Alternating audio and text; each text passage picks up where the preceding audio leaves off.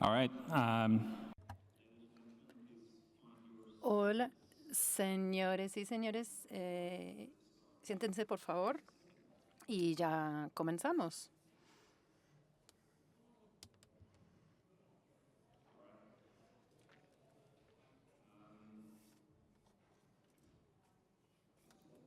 Bien. Me dijeron que había algunos asuntos prácticos, pero no sé exactamente cuáles, así que bueno, vamos a empezar. Sus excelencias, parlamentarios, representantes, contribuidores, integrantes del panel, como uno de los de la población local, les doy la bienvenida a Noruega y este tema, encontrando el equilibrio, promoviendo la libertad de expresión en la lucha contra la ciberdelincuencia. Mi nombre es Björn Ihler, soy de la Björn Khalifa Fundación y también trabajo en el Ihler Institute y durante los últimos 14 años, después de los ataques terroristas en Noruega en el 2011, he trabajado para combatir el terrorismo tanto en línea como fuera del ámbito digital, involucrando a la comunidad multipartita, y durante las últimas décadas he visto el impacto en las comunidades digitales y las diferentes plataformas y cómo se puede combatir. Nuestras comunidades en línea han sido aprovechadas de diferentes grupos para socavar los derechos de comunidades, organizaciones terroristas y de otros tipos. Tienen ataques coordinados que intimiden a los individuos y también el discurso político y democrático. Y hay otros tipos de ciberdelincuencia que causa mucho daño. Hay dificultades complejas en este panorama y por eso es vital que nosotros, de manera interparlamentaria y las organizaciones multilaterales, activamente trabajemos tanto en conjunto con las empresas tecnológicas como con otras entidades para asegurar el respeto a la vida humana y la seguridad en línea.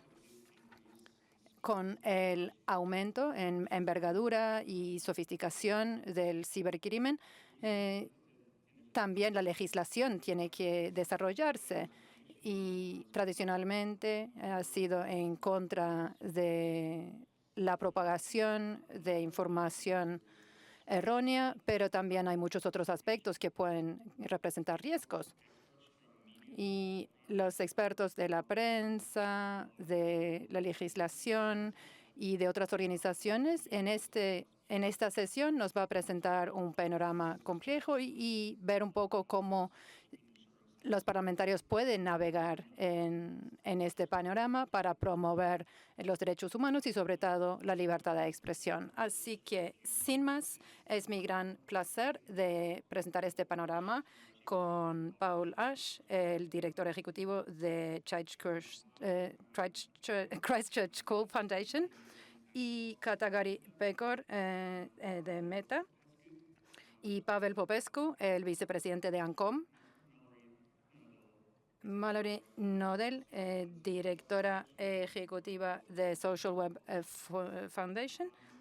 Y primero, Paul, si te presentas y, bueno, ya comenzamos. Es un gran placer estar acá en Oslo y no sé si mi cuerpo le sigue a mi cabeza estando acá. Vine después de un largo trayecto ayer desde Nueva Zelanda.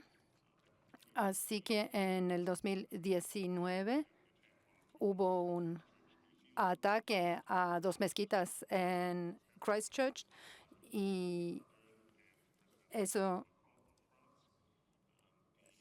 causó mucha atención Y ahí se estableció el Christchurch Cool, una iniciativa para combatir el discurso extremista y de odio. Y hay entidades, 130 aproximadamente, que participan y organizaciones en torno a 50. Y tenemos una secretaría en la fundación que es un órgano independiente y hemos colaborado con muchos de los otros participantes de este panel y me alegra mucho estar hoy aquí con ustedes. Chagatai. Hola a todos, soy Chagatai Begur. Soy director de participación comunitaria y activismo y trabajamos con las organizaciones de la sociedad civil para comprender los riesgos que tiene el contenido cuando es dañino y cómo podemos proteger diferentes grupos y sobre todo los grupos vulnerables. ¿Digo algo más? No, como introducción está bien. Gracias. Gracias a todos. Y Pavel. Hola a todos. Muchas gracias por invitarme a este panel. Yo soy de Rumanía, soy el vicepresidente de ANCOM, el regulador de telecomunicaciones. Y viví en este país algunos años, así que sí es mi segunda patria. Y estuve en 2 periodos en el Parlamento y los comités de telecomunicaciones en Rumanía, estableciendo gran parte de la legislación de los últimos años en ciberseguridad, que incluye legislación para combatir la ciberdelincuencia. Y yo soy vicepresidente de ANCOM, actualmente una institución que juega muchos roles diferentes. Es mucho más que un regulador. Tiene que ver con tanto DSA como telecomunicaciones, el espacio, más recientemente servicios de correo y también el ciberespacio desde diciembre de 2024. Cubrimos un montón de áreas y es cada vez más desafiante en el mundo actual y tenemos muchas ganas de hablar de ello hoy aquí. Mallory, muchas gracias. Soy Mallory Noodle y soy parte de la coalición global de encriptación, así que voy a presentar eso un poco, pero antes que nada, muchas gracias por invitarme. Es un privilegio poder hablar aquí como representante de la sociedad civil y también la comunidad tecnológica. Es importante mantener este diálogo multipartita. Entonces, la Fundación de Encriptación fue fundada en el 2020. Hubo un encuentro en Berlín y quizás algunos de ustedes estuvieron presentes ahí. Y porque vemos a nivel de legislación que a nivel legislativa hubiera una respuesta tanto científica como cívica y que estuviéramos optando por lo mismo, básicamente. Así que, como somos desde mi fundación, somos uno de los fundadores y yo soy especialista técnica y tenemos organizaciones de la sociedad civil y pequeñas empresas. No tenemos las empresas grandes ahí presentes. Son pequeñas empresas y también representantes académicos. Así que también dedico tiempo a los grupos de acción donde estuve trabajando durante años. Tenemos tenemos un mandato muy amplio, mucho más allá de la libertad de expresión, pero es un tema igual muy importante para mí. Y en cuanto a la ciberdelincuencia, hemos trabajado en el proceso ad hoc como observadores y recibimos muchas ideas dentro de ese proceso y el camino a seguir basado en la perspectiva de la sociedad civil. Así que tengo muchas ganas de compartir esas ideas con ustedes. Como pueden ver, es una perspectiva muy amplia de organizaciones de sociedad civil y representantes de gobierno y también las empresas representadas. Así que esto es la esencia de la colaboración multipartita. Primero, Paul, para eliminar contenido extremo y terrorismo en línea, ¿qué se puede hacer para combatir ello, pero al mismo tiempo defender y mantener los derechos humanos en línea? ¿Y qué se puede hacer con la legislación para combatir este tipo de crimen? ¿Y cuáles son tus recomendaciones? Bueno, comienza con lo más sencillo primero. Bueno, si yo fuera parlamentario, considerando este reto, sería, o sea, qué se puede hacer y saber si se puede hacer algo. Porque cuando hay aspectos tecnológicos, también es importante tener buenos consejos tecnológicos, encontrar gente que realmente comprende y entiende la tecnología y que comprendan las temáticas en cuanto a cómo puede alimentar la comunidad técnica este debate. Así que eso es algo importante. Ahí comenzamos nosotros cuando buscamos una respuesta ante lo que ocurrió en Christchurch. Y nuestros líderes querían defender los derechos humanos sin ignorar que la radicalización y la publicación de ataques terroristas y el abuso de los medios para promover este tipo de mensajes, que eso fue algo que ocurrió también con nosotros. Sin embargo,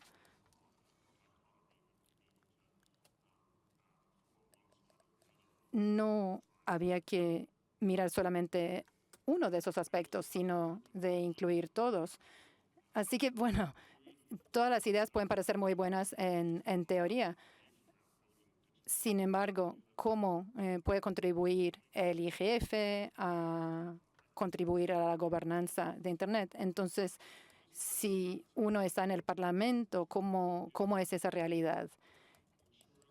Asegurar que realmente sea un aspecto clave en el trabajo que hagan los derechos humanos y que las comunidades en las que ustedes representan, que las personas de esas comunidades se pueden sentir libres y seguros en Internet. Y las herramientas que se pueden usar, ahí es importante incluir también cuáles pueden ser las respuestas a esas problemáticas como terrorismo, como contenido extremista. Y lo segundo también es asegurar que tengan evaluaciones de la situación de los derechos humanos, porque cuando la tecnología involucrada también tiene muchas soluciones, siempre mantener eso actualizado es una medida muy importante. Y ¿cuántas veces hemos visto que las buenas intenciones de las legislaciones igual se ve en último momento, se añaden muchas cosas y se ve como algo, como un árbol navideño demasiado decorado, simplemente porque se añaden cosas. Entonces, la transparencia en cuanto a cómo funciona el ambiente en línea, eso es importante para combatir el contenido terrorista o extremista y la propagación de pornografía infantil, y de maneras estandarizadas asegurar informes de transparencia de las diferentes plataformas y que los esfuerzos gubernamentales también tenga esa misma transparencia, que no solamente se les exija a las empresas tecnológicas. Eso es algo que ha sido una fuerza impulsora del Christchurch Call en los últimos años. Y también incluir aportes de la sociedad civil. Entonces, lo más importante, sin embargo, para mí y en nuestro trabajo en cuanto a tener procesos y cómo obtienen legitimidad es a través del proceso multipartita. Entonces, ustedes como parlamentarios encontrar maneras de asegurar que incluyan tanto a reguladores como legisladores, como la sociedad civil, como la comunidad tecnológica. Eso es muy importante.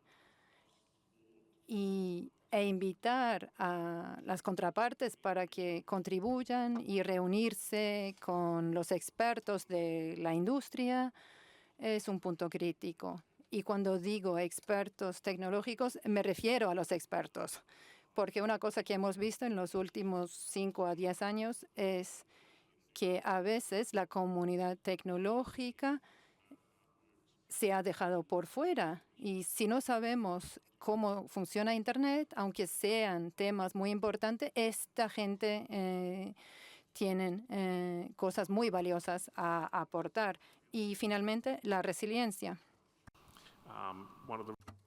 Una de las razones por las que apoyamos el proceso multipartito es porque las normativas en este campo son difíciles e imperfectas.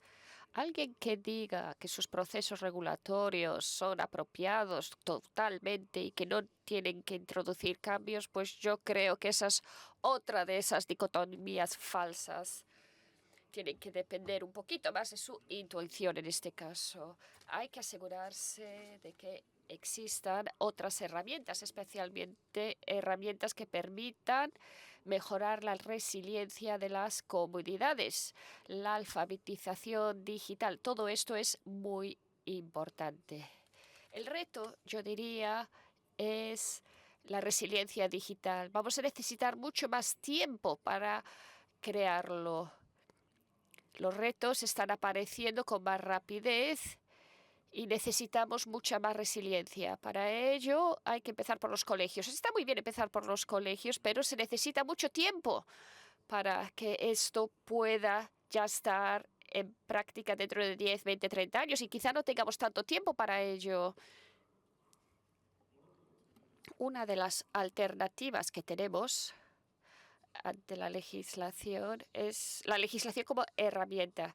Entonces, necesitamos las contribuciones técnicas, como he dicho, multipartismo, transparencia y la resiliencia digital. Todo esto se tiene que aplicar.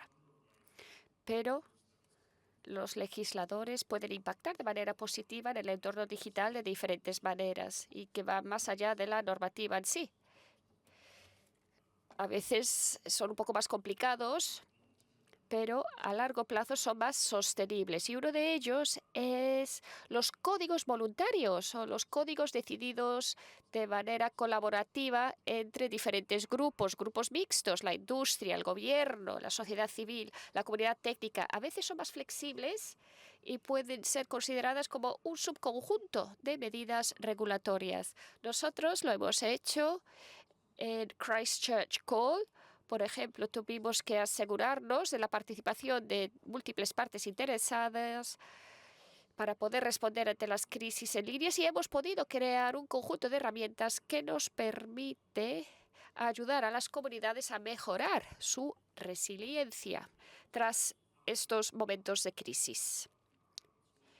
Las soluciones abiertas también son importantes y se necesita financiación para desarrollar las soluciones de fuente abierta y para mejorar las herramientas que permitan a las comunidades tener mucha más resiliencia.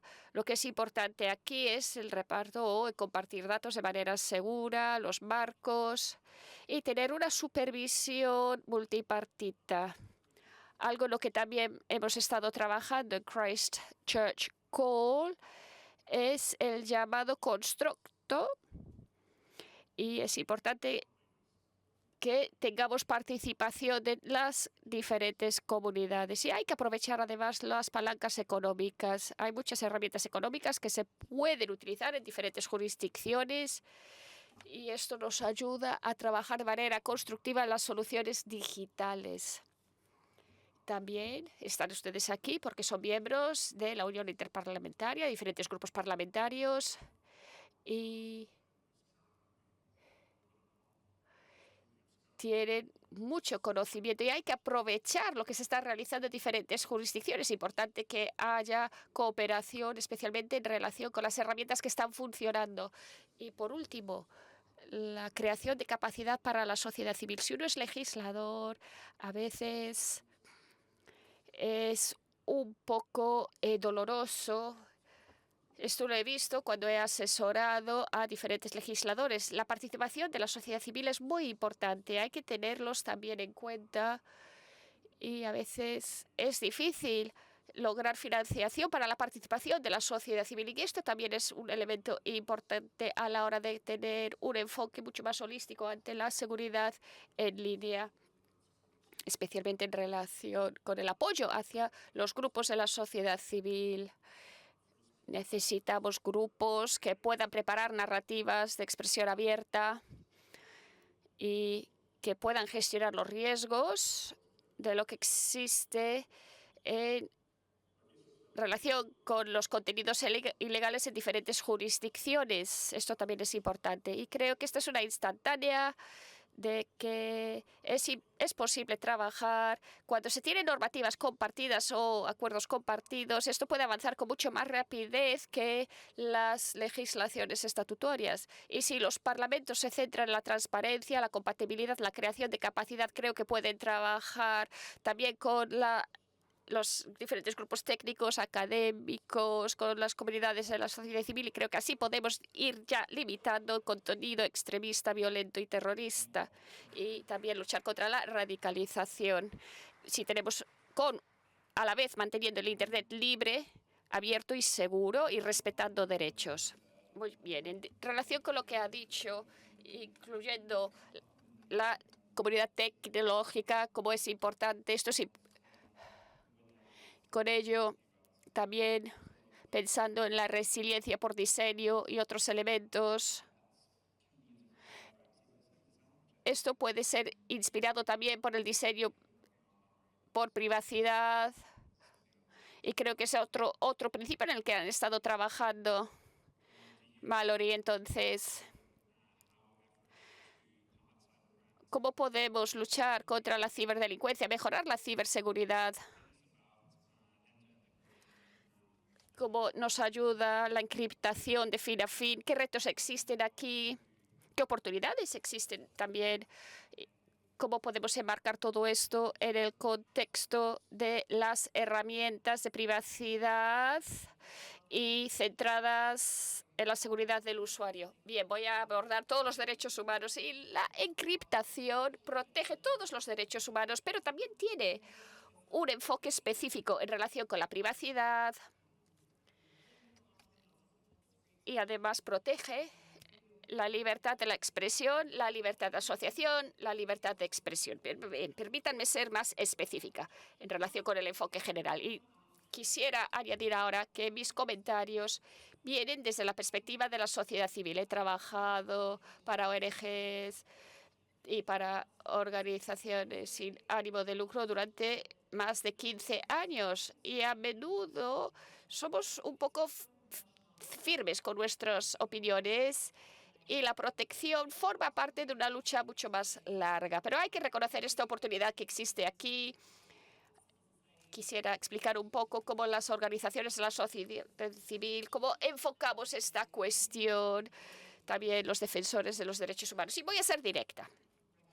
Y reconozco que los gobiernos, los estados, tienen su postura y que la situación es complicada y que nadie aquí en esta sala es responsable de la política de un gobierno dado. Pero quisiera empezar con la historia, que va más allá de la edad digital. El ejercicio de la democracia busca este equilibrio. Sabemos que algo difícil de hacer bien es tener los poderes de investigación, el crimen, el castigo, la policía. Todo esto tiene que equilibrarse con los derechos y sabemos que hay un poder legislativo y hace falta también una comprobación sobre este poder legislativo. Esto hay que tenerlo en cuenta. Lo que ha cambiado ahora es que también tenemos mecanismos técnicos para hacer lo mismo, para establecer esos límites, para establecer las fronteras, digamos. Y la encriptación es el ejemplo de esto. Democratiza la habilidad de establecer un límite, de decir, esta conversación entre usted y entre yo es privado y yo he establecido estos límites y no puede verse de otra forma. Entonces hay que tener esto en cuenta y también tener en cuenta la lucha histórica para buscar este equilibrio, este punto de equilibrio. Bien, entonces yo lo enfoco con esta perspectiva, la perspectiva del equilibrio de los derechos humanos. Bien, pues en el pasado reciente hemos visto muchos ejemplos y hemos sobrecorregido, ha habido un exceso de corrección. Quizá ha habido demasiados poderes para la policía o el control y no en derechos. Parece que vemos numerosos titulares que abordan esta situación y cuando se debilita de manera intencionada elementos tecnológicos como la seguridad y la privacidad, se crean vulnerabilidades que pueden ser aprovechadas. Puede haber más hacking, etcétera. Pero quisiera ahora tener un ejemplo concreto para ustedes. Lo que ha pasado en esta edad digital es que existe creencia, y Paul lo ha dicho, la tecnología se mueve con mucha más rapidez que la política. Y lo que necesitamos es que la política se ponga a la par con la tecnología para poder ir limitando un poco las capacidades de la tecnología. Y quiero señalar aquí que siempre se utilizan servicios hablando contra la democratización de la tecnología. Es el uso de la tecnología lo que hay que ir contornando. Pero lo que nos tiene que preocupar también es el uso del gobierno de esa misma tecnología que supera los controles legislativos, las comprobaciones, los controles sobre ese poder. Por ejemplo, cuando hay vigilancia masiva o vigilancia con objetivo que no va por los canales apropiados, que es ilegal, esto es también un ejemplo de la tecnología que va más allá de la política, que avanza con más rapidez que la política. No solemos abordarlo en estos términos, pero esto está muy claro para la sociedad civil. Entonces, quisiera mencionar también que cuando imaginamos la edad digital contra cómo era en el pasado en relación con esta lucha, digamos, o interconexión entre el Estado y la gente, y el pueblo, pues ahora la capacidad va más allá de los límites naturales de lo que nosotros consideraríamos un límite personal. Antes del mundo digital había un límite en cuanto a las casas a las que podía ir uno. Con la digitalización de nuestras vidas, esa escala va más allá de los límites naturales y la idea de que es posible tomar todos estos datos. Si uno es una empresa, por ejemplo, recopilar todos estos datos y crear, almacenar todos estos datos, también debería estar o debería ser accesible para los gobiernos. Parece que sí, que es así. Pero esto va más allá de lo que se construyó la sociedad en cuanto a términos de los límites naturales del espacio privado. Entonces tenemos esta tecnología que básicamente intenta crear ese límite personal, y esa tecnología es la encriptación. Es la única que existe. Es lo único que existe entre yo y otra persona que quisiera escucharme o acceder a mis conversaciones. Y esto va también, o se aplica también en el caso de las empresas. Puede que existan empresas que están a favor de las políticas de encriptación, pero muchos de los usuarios finales, muchos de los defensores de los derechos humanos también están intentando crear un límite entre ellos y las empresas. Es un aspecto importante, especialmente en el caso de la encriptación de fin a fin. Bien, permítanme ahora hablar de los enfoques. Tengo 4 puntos y después tengo una pregunta para todos ustedes. Viendo ahora la manera en que hemos articulado la ciberdelincuencia global, algunos temas que han surgido que son importantes para la sociedad civil y que cambian según la jurisdicción son, primero, las investigaciones en ciberdelincuencia o de ciberseguridad, perdón. Una forma de asegurarse de que la tecnología digital sea segura es si todo el mundo está preocupado por los aspectos de la ciberseguridad. Y esto es un enfoque muy holístico y se necesitan muchas participaciones diferentes para ponerlo a prueba, realizar auditorías, y para ello se necesita investigación de ciberseguridad desde diferentes puntos de vista. La sociedad civil tiene que considerarlo sin criminalizarlo, etcétera. Y también el sector privado y las terceras partes y la comunidad académica. Es fundamental permitir que esto ocurra para identificar las vulnerabilidades y para asegurar a todo el mundo. Y ya he hablado de la escala de la vigilancia. Las políticas que ya existen en casi todas las jurisdicciones para limitar el poder se tienen que fortalecer durante este tiempo de propagación internacional de la ciberdelincuencia. No se deben debilitar. Entonces, existen estas capacidades y, por lo tanto, tenemos que asegurarnos de que se fortalezcan, y estoy segura de que existen en todas partes. Y, en tercer lugar, cualquier uso de estas capacidades de apropiación transnacional o del hacking gubernamental tiene que ser responsable, tiene que ser transparente, especialmente cuando hay cooperación entre gobiernos y el sector privado, porque esta es una combinación de dos formas de poder muy sólidos, muy robustos, que necesitan una supervisión adicional.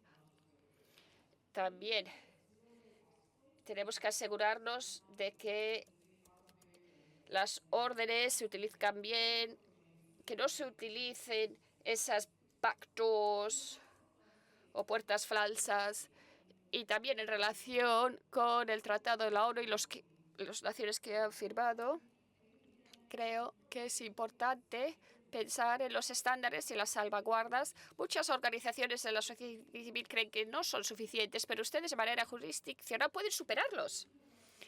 Las salvaguardas de derechos humanos sugeridos en el tratado, pues no hay ninguna razón por la que no puedan ir más allá de lo que se incluye en el tratado para proteger a los activistas, a los defensores de los derechos humanos, a los periodistas. Y ahora la pregunta. Hay una dicotomía, desafortunadamente, y quizá nunca se pueda solucionar, pero creo que si analizamos el problema desde puntos de vista diferentes, podremos ir abordándolo. Yo no sé, yo creo que estaré aquí dentro de 10 años hablando todavía de la encriptación, porque creo que nunca vamos a poder abordarlo y concluirlo todo. Entonces, ¿qué hacemos? La pregunta que nos tenemos que hacer es: ¿son las personas las que están formulando estos tratados, políticas y tecnologías, o están protegiendo a la gente, o estamos protegiendo contra la gente? ¿No? Tenemos que preocuparnos del usuario final. Es así como lo veo yo, y una vez que le demos a esto la vuelta y pongamos en el centro a la gente, en el centro de la seguridad de los derechos. Yo creo que iremos ya abordando eso, aunque para ello se necesita voluntad política y quizá no estemos en ese momento crítico, pero podemos imaginarnos cómo esto se podría solidificar en el futuro. Muchísimas gracias. Muchísimas gracias. En Meta, yo recuerdo a los formuladores de políticas que tienen muchos usuarios. Tienen más usuarios que a lo mejor un país. Y están orientando las experiencias en línea para una gran parte de la población, mucho más que los gobiernos. Entonces es interesante pensar en la escala de esto y las responsabilidades que vienen con ello. Así que yo me pregunto, ¿cómo se logra ese equilibrio entre la lucha contra la ciberdelincuencia, las conductas indebidas en línea, la desinformación en sus plataformas, a la vez que se protege la libertad de expresión? Y también me gustaría que nos explicara un poquito cómo trabaja Meta para proteger la libertad de expresión, navegando a la vez las cargas regulatorias de los diferentes gobiernos y también de las organizaciones multilaterales como la Unión Europea. Hay que buscar ese equilibrio, hay que equilibrar muchas cosas o muchas cosas diferentes. Entonces, ¿cómo lo enfocan ustedes? Muchísimas gracias. Y gracias, Valerie, por mencionar estos temas de la situación histórica, porque también yo quería hablar de esta situación histórica. Este tema no es nuevo para nosotros. Durante siglos, los activistas han abordado esta pregunta de cómo, o esta cuestión de cómo los gobiernos deben limitar o pueden limitar la libertad de expresión para proteger a la gente del contenido dañino. Y esto también se está aplicando en empresas como Meta. Muchas gracias. Muchas personas usan nuestras plataformas para expresar sus opiniones y en muchas partes del mundo realmente no hay otras alternativas para expresar dichas opiniones. Así que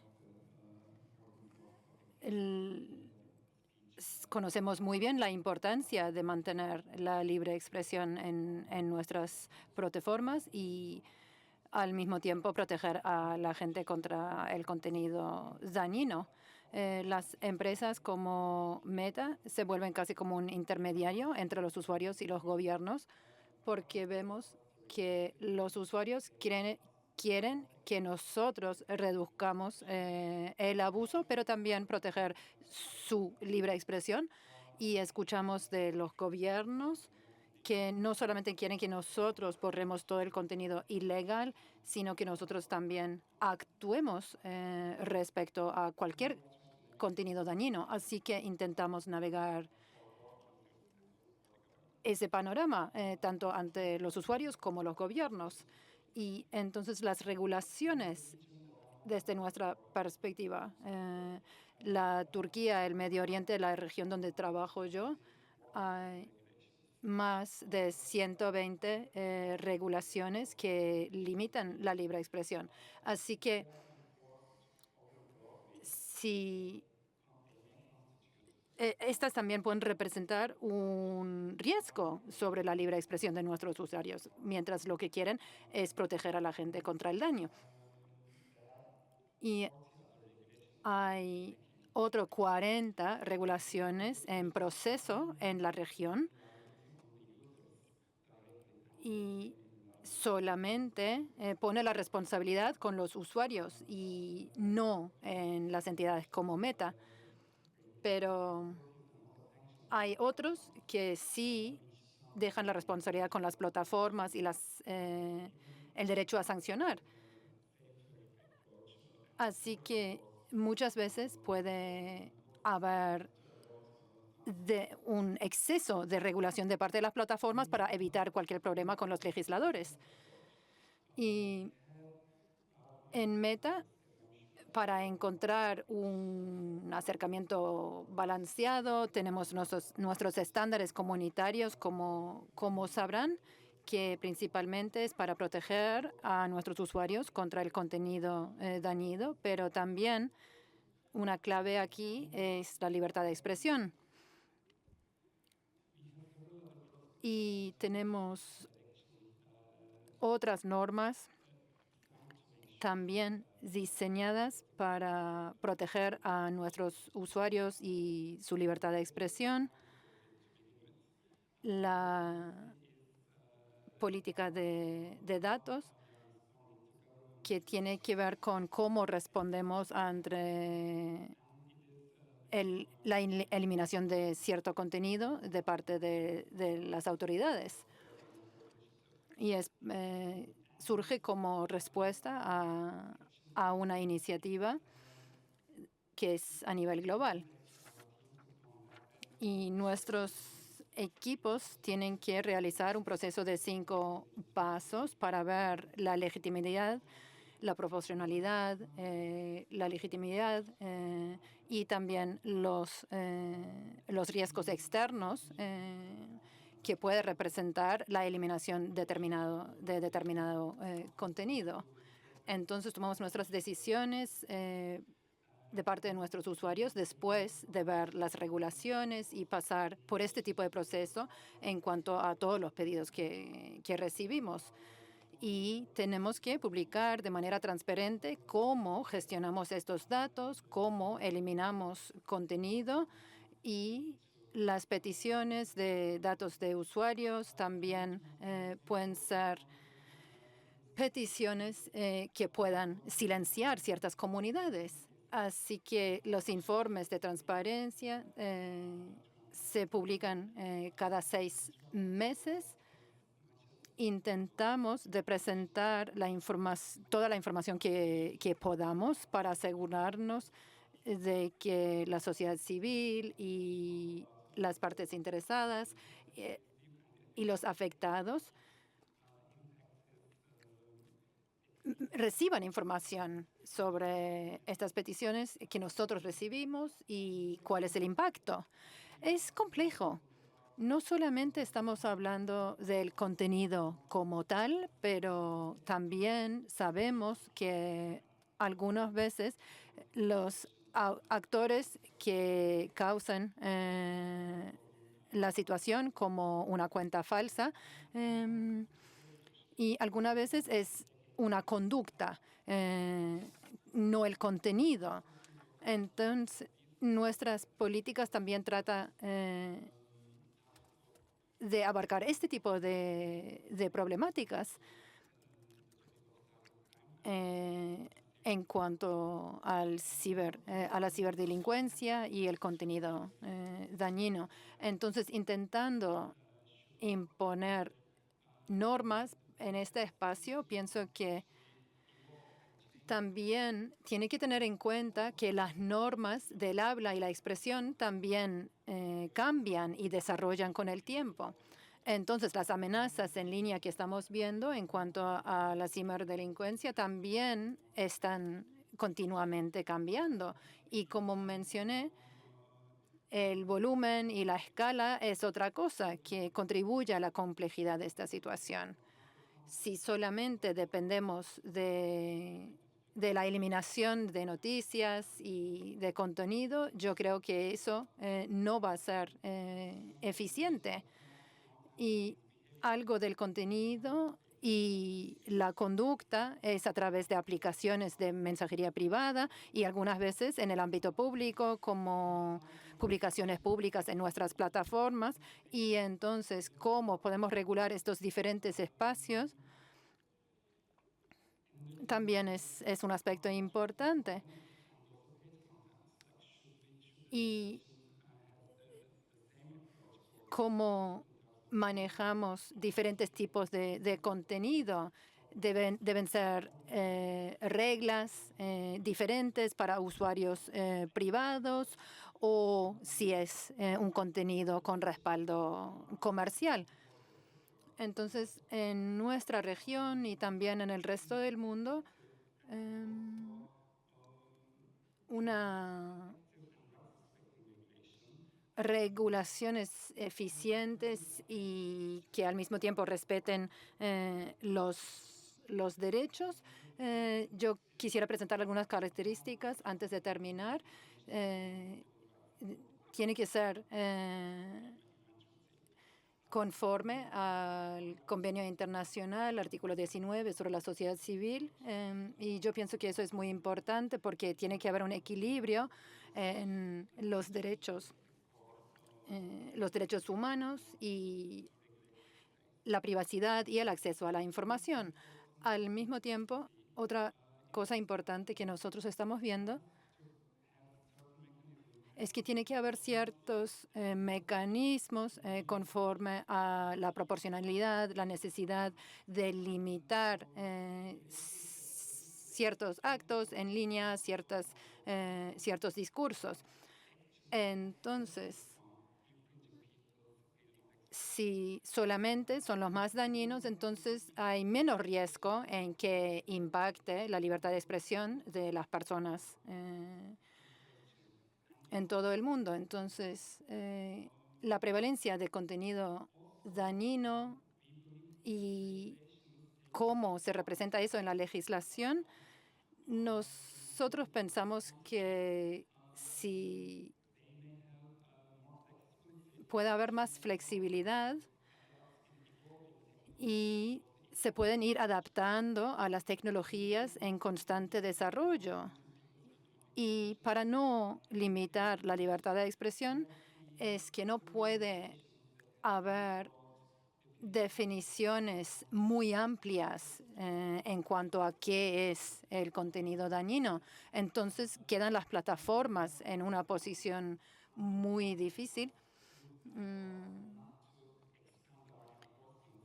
porque no siempre podemos actuar para proteger la libertad de expresión. Y una última cosa que pienso que es bastante importante, tener estas normativas y la salvaguarda, más que nada, tiene que ver con cómo se ponen en práctica las regulaciones, más de cómo se escriben, porque si no hay ningún remedio para los usuarios, entonces puede haber exceso de uso de las regulaciones y las sanciones de parte de los gobiernos. Entonces, las expectativas de las empresas, si hay demasiadas sanciones, o sea, lo que quiero decir es que las empresas pueden elegir la vía más segura y no correr ese riesgo debido a las sanciones, exactamente, y ser demasiado estrictos. Y entonces, por el otro lado, si nosotros lo salvaguardamos de manera legal y también remedio para los usuarios, entonces podemos evitar que las empresas se vuelvan demasiado estrictas y también de parte de los legisladores la misma problemática. Muchas gracias.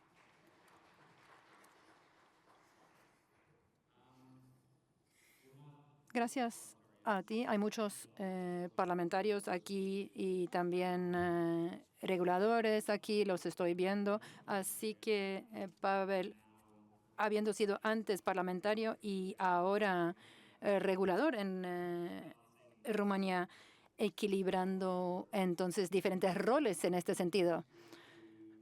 Pienso, sería interesante escuchar cuáles son las buenas prácticas que pueda haber para colaboraciones con tanto parlamento y reguladores, pero también cuáles son los retos, las soluciones en equilibrando estos intereses y defendiendo la libertad de expresión. Ha habido experiencias interesantes también en Rumanía en las últimas elecciones.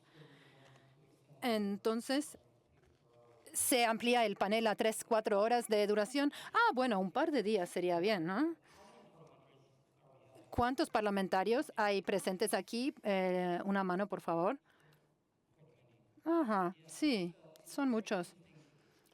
Es interesante y creo que lo más valioso que he aprendido en los últimos años ha sido la experiencia de lo que sucedió también recientemente en mi país, porque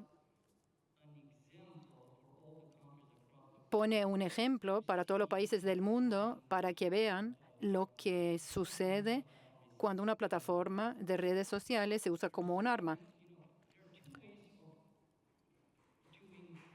Porque hay dos maneras de hacerlo.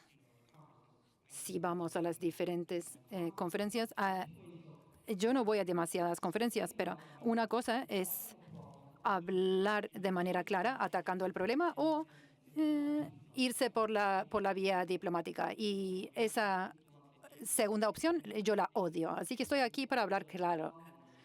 Y desde una perspectiva humilde y modesta, yo puedo decir lo que quiero decir porque yo tengo el papel que estoy cumpliendo aquí. Yo sé lo que es ser parlamentario.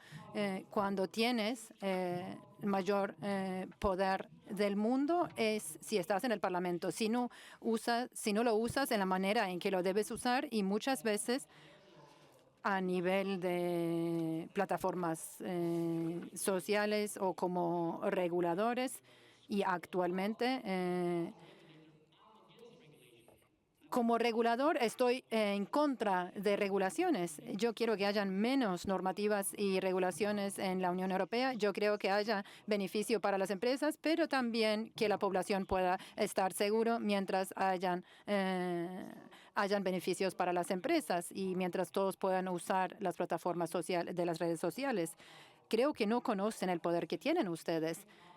Es muy complicado lo que tenemos que hacer todos. Es mantener la velocidad, o sea, mantenernos al ritmo con lo que está ocurriendo en el mundo, porque todo el mundo dice, en 10 años todo va a ser diferente, pero veamos en 3 años, no vamos a reconocer las plataformas de las redes sociales y el ecosistema social debido a la inteligencia artificial.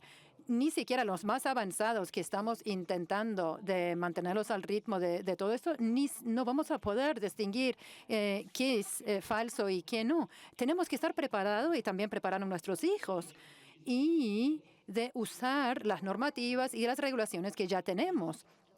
Entonces, comenzando desde la ONU, desde este país tan bonito donde viví casi 7 años, hay regulaciones, pero no se ponen en la práctica. Ese es un hecho. Un ejemplo, lo que está sucediendo hoy en el mundo. Y voy a tocar el tema de ciberdelincuencia. Yo apoyo más que nadie a la libertad de expresión. Creo que cualquier persona, sin importar religión, color de la piel, el país de origen, cualquier persona debe poder decir lo que piensan. Las personas deben decir su opinión sin consecuencias. Eso es lo más valioso que nos ha dado Dios. La libertad para decir nuestra opinión. Y yo pienso que esa es la clave desde donde comienza todo este debate. Pero, y es un gran pero, si, por ejemplo, vemos el ecosistema social, cuando se habla de libertad de expresión, ¿cuánto hablamos de las regulaciones que hay? Por ejemplo, la ley de servicios digitales, como en nuestras instituciones también estamos a cargo de los servicios digitales. Son leyes muy complejas de la Comisión Europea, pero una ley que se dirige a un problema que no se había resuelto antes por las plataformas de las redes sociales. Actualmente, siendo sincero, no hace falta, no necesitaríamos esa ley y no necesitamos más regulaciones si vas y lees los términos y las condiciones de todas las plataformas sociales. Así que, como legislador, cuando hay muchos periodistas, otras personas que intentan expresarse en el ámbito digital, me dicen, me han censurado y es tu culpa porque eres el regulador. Nosotros no moderamos el contenido, no dirigimos quién debe eliminar su contenido, quién no, porque no estamos en funciones de censurar a nadie. Pero lo que sí tenemos es legislación en cuanto a qué es lo legal, qué es lo ilegal. Entonces, mi pregunta es, volviendo a las elecciones en Rumanía, ¿cómo se debe definir este código?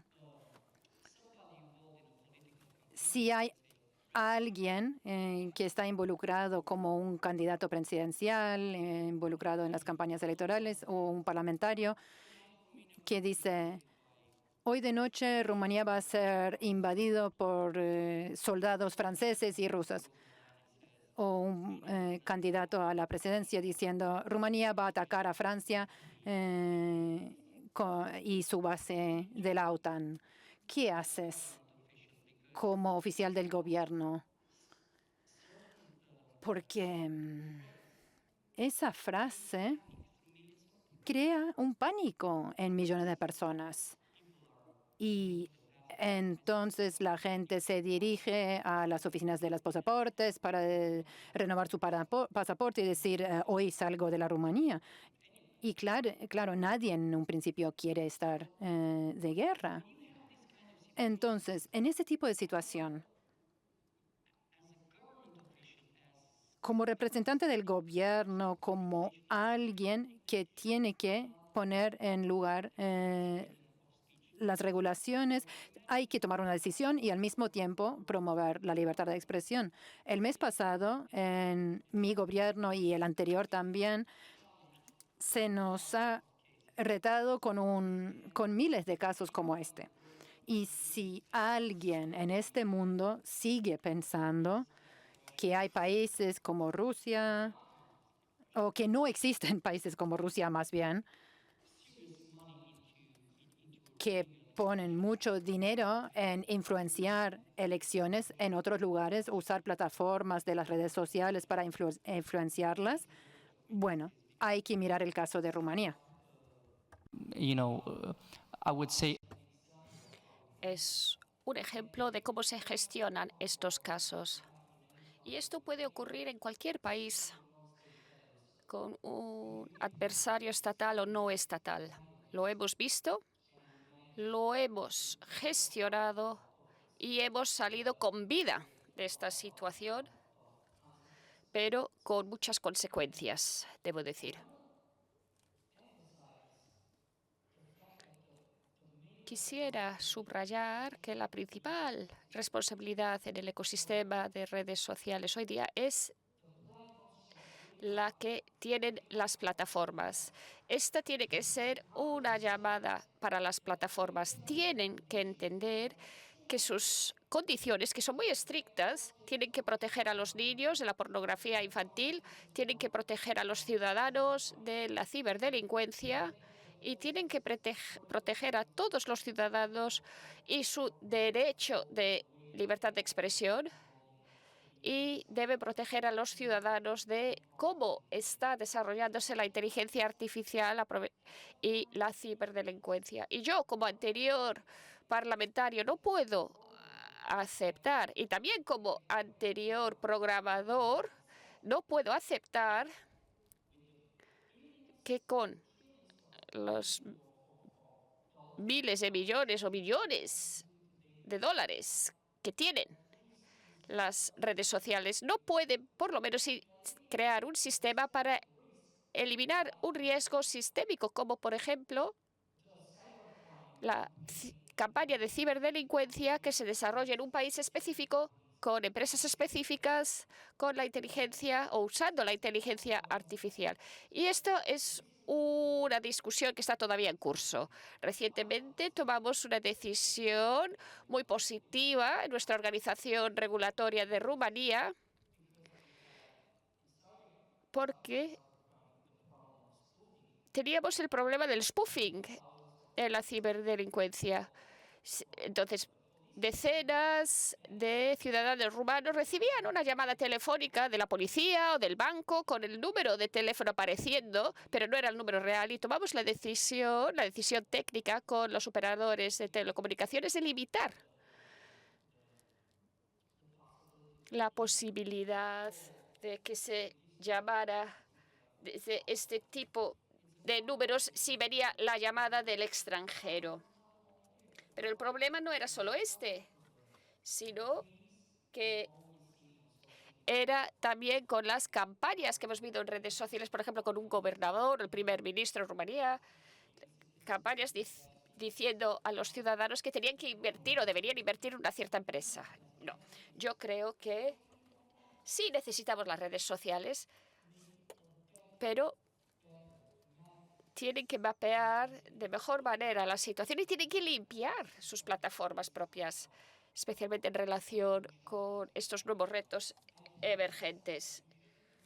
No acepto y no deberíamos aceptar la idea de que cuando se tiene inteligencia artificial haciendo algo de manera negativa, no se puede tener inteligencia artificial a ese nivel, dándole la vuelta a todo. Todo es reversible en el mundo informático. Y yo quisiera ver esto como regulador. Y es lo que estamos intentando hacer nosotros con nuestra interacción con las plataformas de redes sociales. Las redes sociales tienen que tener más responsabilidad, especialmente en relación con estos temas. La responsabilidad es un deber. Es un deber cuando se están utilizando los datos de las personas. Todos sabemos que desafortunadamente a la gente no le importa demasiado cómo se están utilizando o cómo se están manipulando sus datos hoy día. Pero creo que nosotros como reguladores, como oficiales del gobierno, ustedes como parlamentarios, todos tienen que entender que tienen poder mediante el voto de las personas y tienen que entender qué está pasando hoy día. Necesitan consultar con expertos. Pueden invitarles a sus oficinas para que les explique qué está pasando realmente en las redes sociales. Y necesitamos mucha responsabilidad por parte de las plataformas de redes sociales también. Eso es todo. Muchas gracias.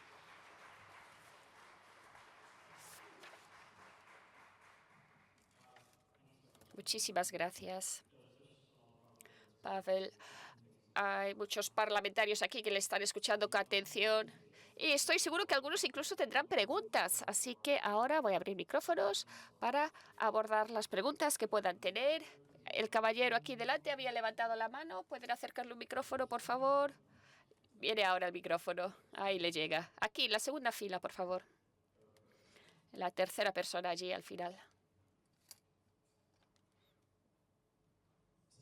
Muchas gracias por esta sesión tan informativa. He aprendido mucho. Esto es una sesión parlamentaria. Entonces, yo supongo que voy a escuchar hablar de las mejores prácticas en la legislación. Yo soy juez y estoy trabajando en el circuito criminal, por lo tanto estoy abordando este tipo de casos. Y tenemos que decidir a veces nosotros si esto es discurso de odio, si es terrorismo, y tenemos que equilibrar también o decidir que es un crimen y que no lo es. Pero necesitamos orientaciones y necesitamos legislación. Así que yo quisiera escuchar hablar de la legislación criminal. Por ejemplo, en Egipto tenemos legislación para la ciberdelincuencia y aborda la delincuencia, no aborda derechos humanos. ¿Qué es lo que abordan los derechos humanos? La Constitución, la Ley de Derechos Humanos. Era esto lo que yo quería escuchar aquí hoy. ¿Cómo puede la legislación por sí sola abordar esta cuestión?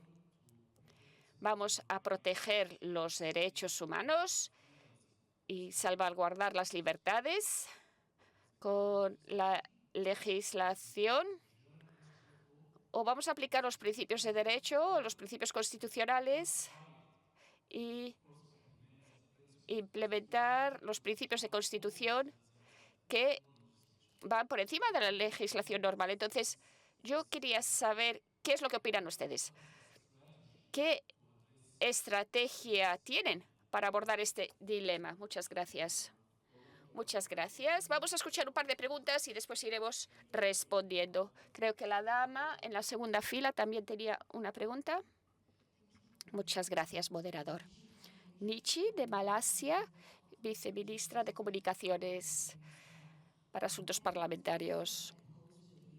Quisiera preguntar si no deben ser responsables las plataformas. Creo que sí se ha mencionado así. Yo creo que tienen que ser responsables las plataformas. Las plataformas tienen mucho poder hoy día. Y si me permiten darles un ejemplo de uno de mis autores preferidos, Harari, dice que la plataforma cuenta con un algoritmo y el algoritmo es el que desempeña la función del editor. Entonces, es el algoritmo quien decide qué información se consume y quién lo consume. Bien, el Parlamento tiene poder, los gobiernos tienen poder, la legislación también tiene poder. Y yo voy a hablar ahora desde el punto de vista de lo que está pasando en Malasia. Tenemos una situación difícil. Incluso si tenemos la legislación en vigor, es difícil que cooperen las plataformas. En Malasia, por ejemplo, no legalizamos o no es legal las apuestas en línea. Sé que en otros países es legal realizar apuestas en línea, pero no es legal en Malasia. Sin embargo, continuamos viendo cómo hay publicaciones fomentando o relacionados con las apuestas en línea. Son publicaciones patrocinadas y le decimos a las plataformas que esto es ilegal en Malasia. Por favor, asegúrense de que estas publicaciones sponsorizadas o patrocinadas sobre las apuestas en línea aparezcan en Malasia. Y una vez más, casi tenemos que repetir esto cada semana, realizar estas comunicaciones de manera semanal. Y este es un ejemplo. Otro ejemplo. Hemos intentado en Malasia introducir una normativa diciendo que si es una plataforma con más de 8 millones de usuarios necesita una licencia y así podremos tener más cooperación. Y 8 millones de usuarios es un 5% de la población de Malasia y es un buen umbral en comparación con la India, con el Reino Unido. 8 millones, 25% de la población. Nos parece un umbral razonable. Y sí, algunos de los proveedores de plataformas han solicitado la licencia. Sin embargo, unas de las plataformas más grandes, si me permiten mencionar Google, no han cumplido con nuestra normativa exigiendo esta licencia. Así que hemos empezado con estas comunicaciones el año pasado.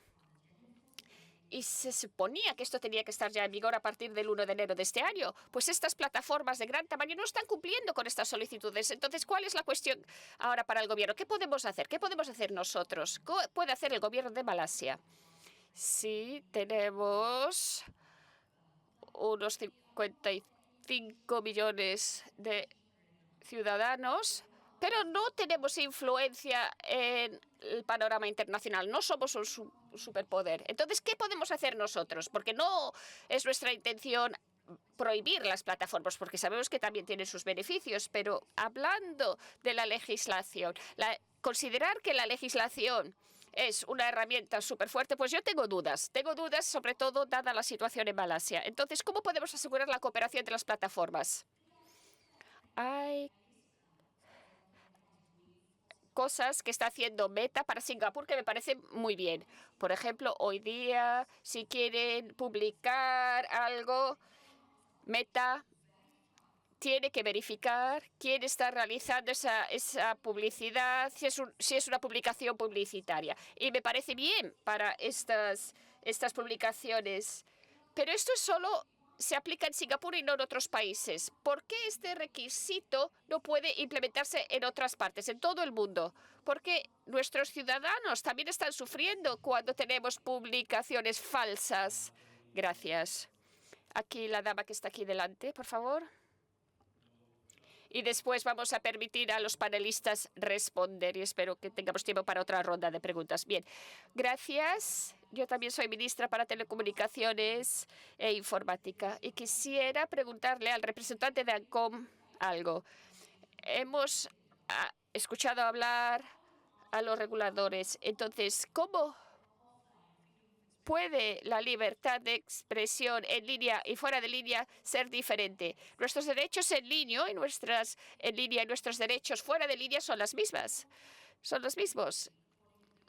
Tenemos nuestros derechos según nuestras comunidades, ciudadanos, valores. Entonces, ¿cómo puede una plataforma de redes sociales en Occidente, en un país que tiene sus propias normativas y reglamentos, cómo pueden decidir ellos cómo va a aplicarse esto en Oriente o en el Este? ¿Qué es lo que les da a ellos el derecho a decidir el destino de los ciudadanos con sus propios derechos, sus propias leyes? Entonces, mi preocupación es, ha llegado la hora y los países de diferentes partes del mundo tienen que, según su propio sistema de valores, tienen que reunirse y pensar ya en prohibir estas plataformas de redes sociales. Yo creo que ha llegado la hora en que los países que opinan igual tienen que empezar a crear sus propias plataformas en las que puedan unificar, proveer la información a los ciudadanos según sus propios derechos y necesidades.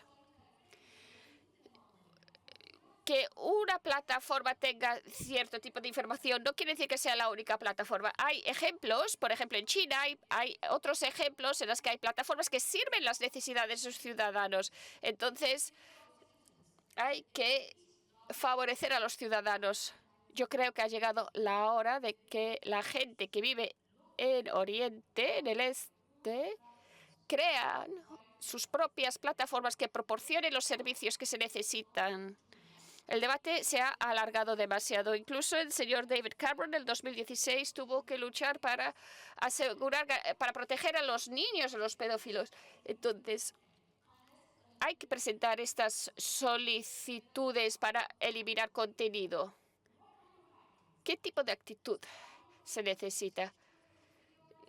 Parece que las plataformas sociales los tienen a todos secuestrados. Y yo creo que tenemos que proteger a los ciudadanos. Y sí, hay que tener en cuenta la libertad de expresión, pero la libertad de expresión no puede infringirse. Mi libertad de expresión no puede infringirse porque alguien en otra parte decide que no le caigo bien y ellos pueden publicar algo que va en contra de mí. Entonces, señor Pavel, ¿qué le da a usted el derecho a decidir que no va a escuchar lo que la ley de mi país dicta? Muchas gracias. Una pregunta de la señora en el traje blanco al final y después vamos a escuchar las respuestas del panel. Hola, señoras y señores. Yo soy Graci Loura, presidente del Comité de Investigación de Abusos, Corrupción y Protección del Parlamento de Rumanía. Permítame comunicarle algo a mi estimado compañero. Este tipo de desinformación empeora la situación. Necesitamos más libertad, más democracia y más pensamiento crítico y no más obligaciones obligando a la gente a tener esta falta de expresión. Lo que pasó en Rumanía es que los partidos políticos como PSD, PNL, que fueron los que crearon esta desinformación. Así que también tenemos que decidir quién va a tener este poder, el poder de eliminar la desinformación también. Gracias. Muchas gracias. Gracias por las preguntas. ¿Algún panelista quiere empezar ya a responder? Adelante, gracias. Primero, quisiera empezar diciendo que Meta cumple con las leyes locales de los países en los que operamos cuando se hacen cumplir de manera legal y cuando recibimos solicitudes del gobierno, solicitudes que están alineados con los principios de derechos humanos internacionales. Bien, se preguntó cómo deberíamos regular nosotros el espacio pensando que la libertad de expresión se protege a nivel de Constitución y también tenemos las leyes la legislación que aborda la situación criminal y cómo podemos crear un sistema que proteja a la gente de contenido dañino, pero protegiendo a la vez la libertad de expresión o de opinión de la gente. Bien, hace unos años Meta publicó un documento que se llamó Cambiando la manera en la que está avanzando la regulación del contenido en línea y se basó en la investigación de la universidad de dos catedráticos o de varios catedráticos de la Universidad de Harvard y comparó dos enfoques diferentes. Estos catedráticos argumentaron que el enfoque basado en contenido y la regulación que especifica que cierto tipo de contenido es contenido dañino y pide a las plataformas que eviten este contenido, eliminen este contenido de sus plataformas es menos eficaz y además impacta más en la libertad de expresión de opinión de las personas. Por otra parte, el enfoque basado en sistemas, una normativa, un reglamento que exija a las empresas a crear sistemas internos, procedimientos internos para reducir la prevalencia del contenido dañino es mucho más eficaz, tiene mucho más impacto y tiene menos riesgo en relación con la libertad de expresión. Esta publicación está todavía disponible en línea y les animo a leerlo si desean.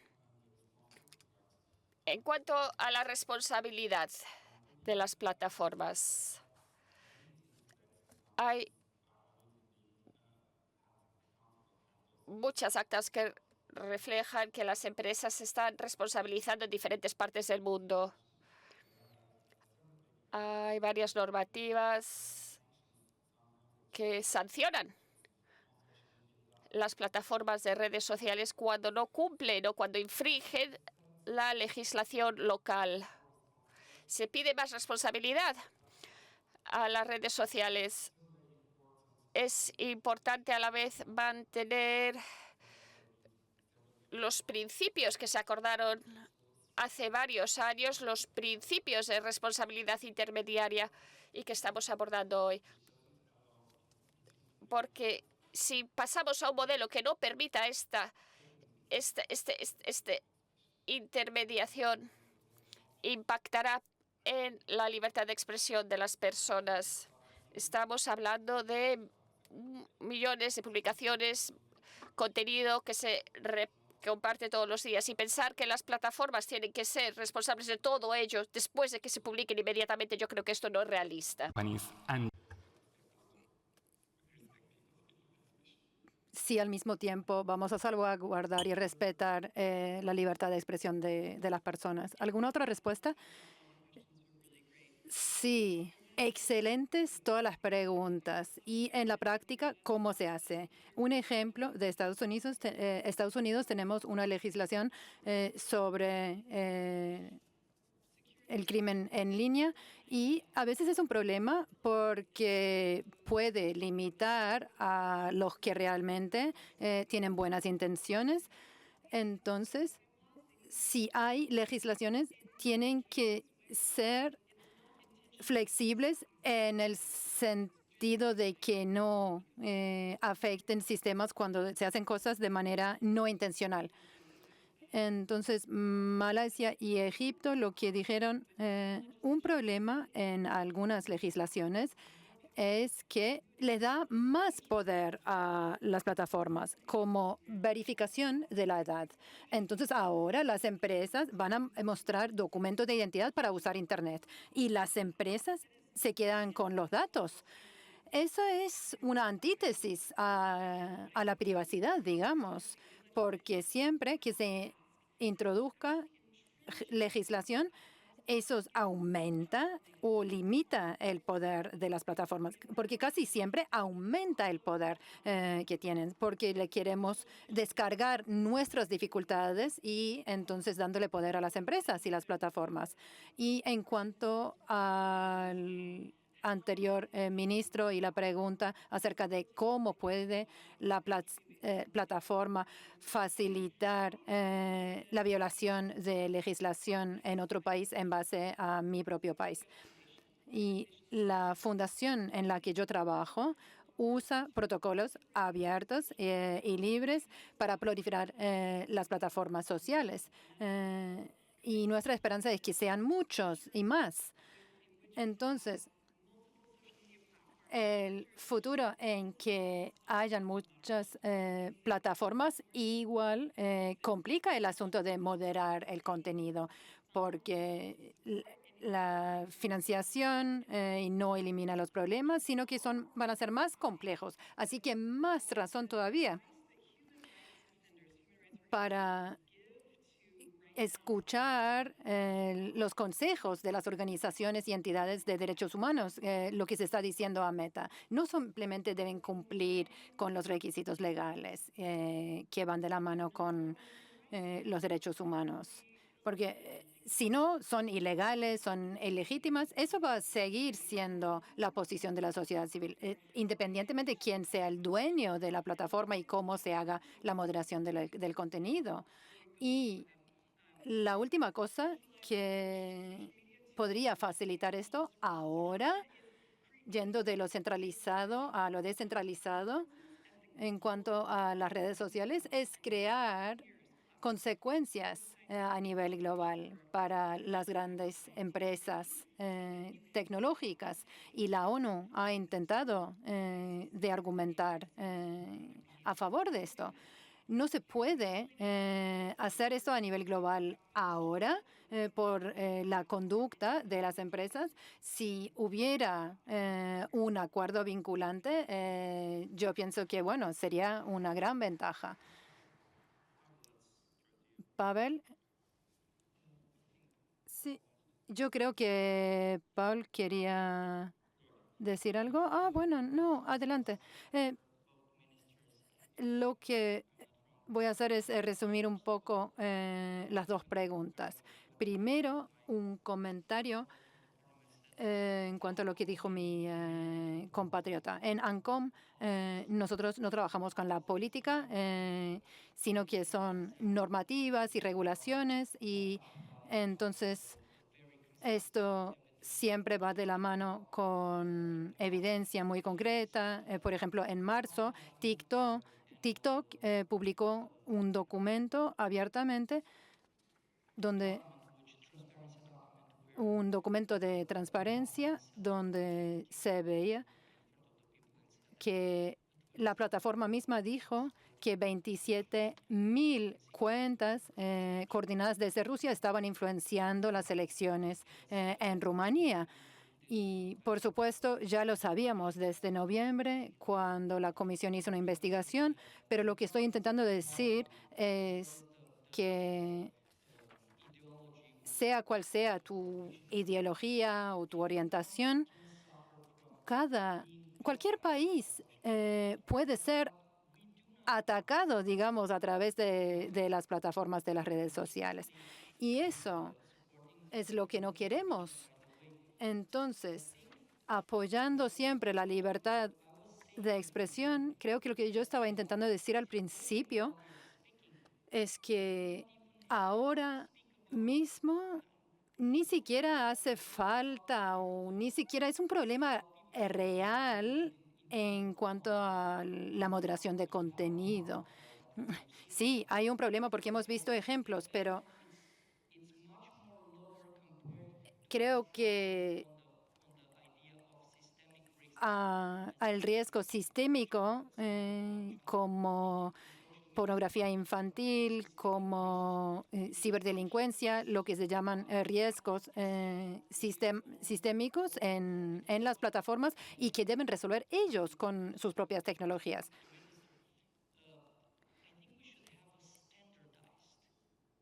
Deberíamos tener una manera estandarizada en la que las plataformas apliquen sus términos, sus regulaciones y también legislación que vendría a ser la legislación de todos los países. Como ciudadano rumano no debemos ser más especiales o tratados de otra manera comparado con los de Malasia o cualquier otro ciudadano de cualquier otro país. Tenemos los mismos derechos y todos deben ser protegidos de la misma manera. Por ejemplo, averiguar qué es falso, qué es no. Hay muchas plataformas donde no se averiguan si las noticias que se publican son falsas o no, pero en Europa sí se hace en gran medida y es un problema real que en muchos casos no es real tampoco ese proceso de averiguar si las noticias son falsas o no, porque hay gente trabajando en ese proceso que se ven expuestos a la censura, y lo digo abiertamente. Y, por ejemplo, para las futuras generaciones, mi temor es cómo se abarcan estos riesgos de las plataformas. O sea, hay niños que saltan de varios metros en brazos de varias personas, pero lo hicieron por motivación de videos en TikTok, se fracturaron los brazos y después quinta planta era el lema. Entonces, era una cosa inaceptable, por supuesto, pero tardaron 3 semanas en eliminar ese contenido. Yo pienso que vivimos en un mundo donde también las plataformas de redes sociales no tienen la capacidad para procesar la cantidad de datos que hay. Entonces, los seres humanos estamos en un mundo en que la incapacidad del manejo de datos, o sea, hay que actuar lo antes posible a usar inteligencia artificial para que haga la filtración de esta información, porque no puedo aceptar que las plataformas de redes sociales no enfocan más en el uso de inteligencia artificial para eliminar este tipo de riesgos. Si hacen una búsqueda en Google o mis cuentas, por ejemplo, en Meta, como tenemos un compañero de Meta ahí, voy a enseñar cientos de casos en que hay casos donde supuestamente empresas rumanías engañan a los demás, pero no son reales. Entonces, ¿quiénes patrocinan las diferentes cuentas? Eso no hay transparencia en cuanto a ese tema y se debe arreglar lo antes posible. Y voy a resumir ahora. Siempre uso a Estados Unidos como un ejemplo y no digo que sea un ejemplo perfecto porque no hay ejemplo perfecto. Pero la democracia estadounidense sigue siendo la mejor del mundo, en mi opinión. Y por un motivo lo digo. Yo personalmente he estado en audiencias con integrantes del Congreso, del Senado, que están cara a un comité ahí, presentan a los directores de estas plataformas haciendo preguntas muy directas. Y ustedes pueden hacer lo mismo en sus parlamentos. Y yo pienso que habría que ver eso mucho más a menudo en los parlamentos europeos para cuestionar a las plataformas y que haya rendición de cuentas en cuanto a la responsabilidad que ellos ejercen sobre nuestros hijos. Hay verificaciones de la edad. Hay 2 iniciativas en Rumanía en este momento. Mis ex compañeros de trabajo están ahí. Si eres menor de 16 años, no puedes acceder a una plataforma de red social. Muchas gracias. Paul, te doy la palabra. Gracias. Ya se nos acaba el tiempo, así que brevemente algunas ideas en base a lo que dicen en sus preguntas. Si yo estaba en zapatos de ustedes como legisladores, yo miraría las leyes de Melvin Kranzberg, las leyes de tecnología, porque hay una cosa muy importante ahí. La tecnología no es mala o buena, pero tampoco es neutral. Y lo segundo, y voy a ir a lo que se dijo cuando se fundó el Christchurch Call, lo que dijo Cinda Ardern, es que las plataformas no podemos permitir que simplemente existan, ni tampoco nos podemos poner en contra, porque son ellos los publicadores. Y el motivo es porque no hay transparencia en los algoritmos.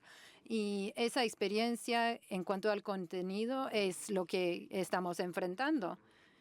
Y críticamente importante ahora es volver a los derechos humanos, porque es algo que se ha trabajado tanto en el sistema de la ONU y están siendo, hay atentados contra ellos ahora como nunca antes. Y entonces, tanto Mallory como yo creo que vamos a tener que hablar de si un acuerdo de la ONU va a ser lo que se necesita y si eso va a servir o no. Lo tendremos que hablar en otro momento. Yo he trabajado y he visto las consecuencias no intencionales de los esfuerzos de la ONU en cuanto a la tecnología y la Convención de Ciberdelincuentes. Así que siempre hay que volver a los derechos humanos. Y esto no puede ser todo hablando de beneficios para las plataformas y ninguna responsabilidad. Si vamos a hacer esto a través de un esfuerzo multipartita, entonces en los parlamentos debes hablar con ellos, debes hablar con los otros parlamentarios, con sus comunidades, que esto sea tanto una conversación multipartita como una respuesta multipartita ante este reto, porque nunca se ha visto una cosa así antes. Y la historia nos indica que siempre va a haber gente que se va a portar mal y no, sin importar la tecnología que tengan por delante. Pero hay que buscar soluciones multipartitas. Muchas gracias. Gracias, Paul.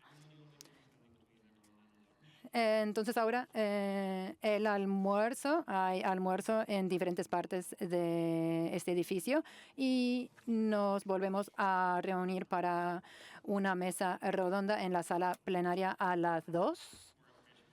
Y si han registrado para la visita al Parlamento noruego, va a haber más información. Y gracias a todos para sus intervenciones. Ha sido excelente. Todos son expertos globales en sus áreas y vamos a quedarnos aquí en los próximos días. Así que si siguen con preguntas, por lo menos a mí, bueno, se pueden acercar a mí para hacer cualquier consulta. Muchas gracias por participar de este panel y nos vemos después del almuerzo.